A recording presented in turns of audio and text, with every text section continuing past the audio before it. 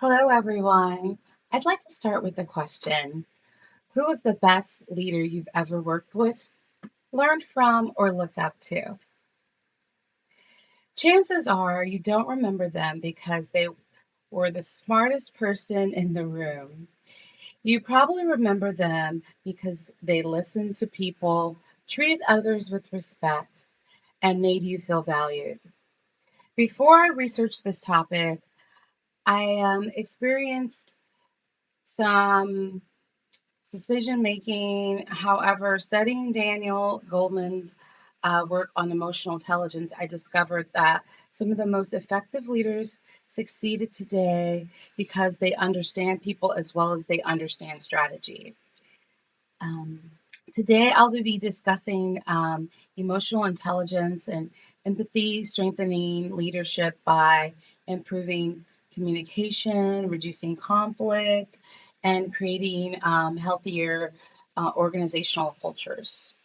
Okay, so what is emotional intelligence? Daniel Goleman identifies five components of emotional intelligence, which are self awareness, self regulation, motivation, empathy, and social skills. Together, these skills help people recognize emotions, manage reactions, build relationships, and communicate effectively. Uh, there are other researchers like John Pelletieri who say that emotional intelligence involves using emotional information in adaptive ways. In other words, emotional intelligence leaders don't ignore emotions. They understand them and use that understanding to guide decisions and relationships. This is important because many organizations they prioritize productivity over emotional well being, which can contribute to burnout, disengagement, and workplace conflicts. So, we're now going to talk about leadership in action. One of the most interesting parts of my research was seeing how emotional intelligence appears in real world leaderships. My first example is Satya Nadella. Uh, when he first came on at Microsoft, um, he really invested a lot in sort of the real world leadership, and he really was into being transformative and promoting empathy and the like learn it all and more collaborative. Microsoft was really highly competitive, so he wanted them to really kind of be more about and collaborative, and his leadership demonstrated like humility and empathy and drove innovation and growth, and primarily in the AI sector. Another example is in Pepsi Cola. Um, there is Indra Nooyi. She became known as writing, she did like personal letters to the parents of her executives, thanking them for their role in their children's success. It's like, wow. While this may seem like a small gesture, it showed employees that they were valued and not just people who performed and worked for her. Um, my third example is Jennifer Dulski. She was formerly at Yahoo and Google and also Meta, which was, Facebook.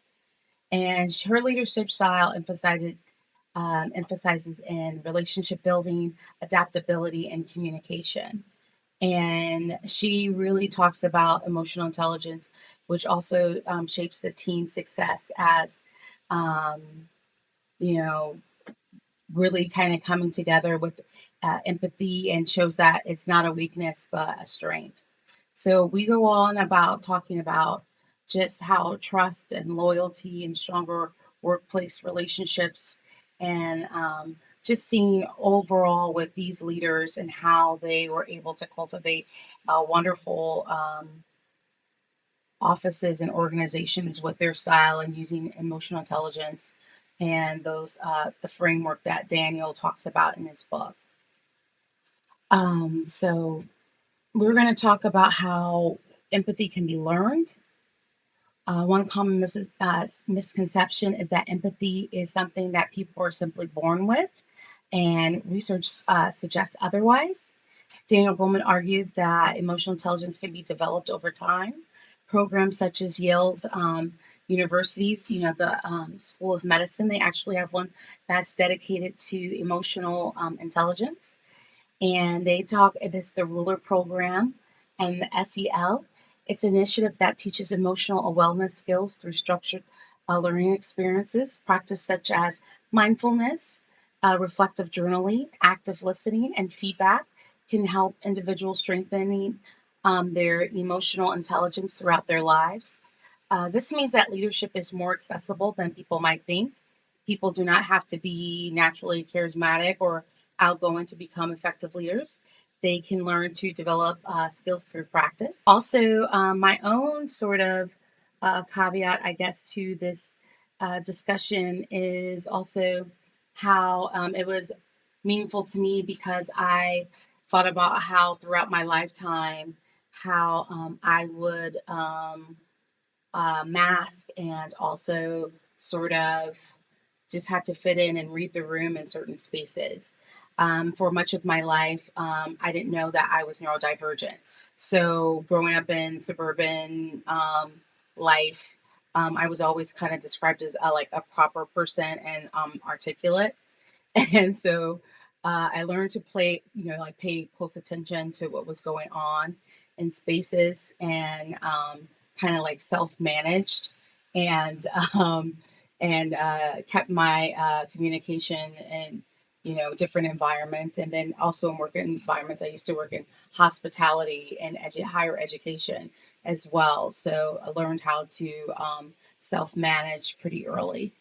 Also, at the time, I also did, when you find out that also your own expertise or skill sets when interacting with other people and doing teamwork, and they come from different backgrounds and have different experiences. So you have to learn how to self manage and also use empathy to see where they're coming from because everyone else has different tolerance levels and how to work with people.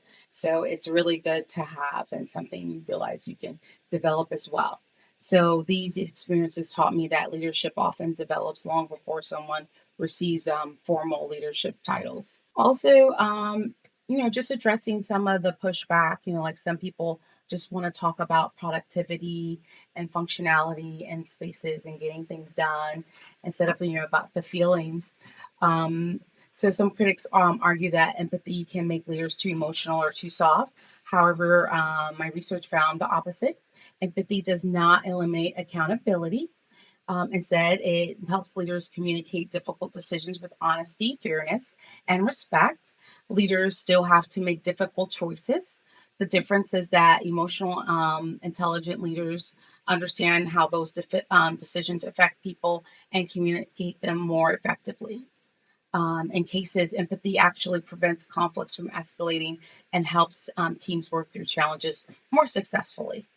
So, I just want to say in conclusion that emotional intelligence is much more popular in leadership. Empathy and self regulation, it helps leaders build trust, improve communication, and create environments where people feel respected and supported. My examples, like with Sadia Nutella and Indra Nooyi and Jennifer Dulesky, demonstrate that emotional intelligence can transform organization, strengthen relationships as technology and artificial intelligence continue to change the workplace. And the most valuable leadership skills may be the ones that are uniquely human. I'll lead you with this final thought. The leaders who succeed will be those who understand not only how organizations function, but also how people feel. Thank you.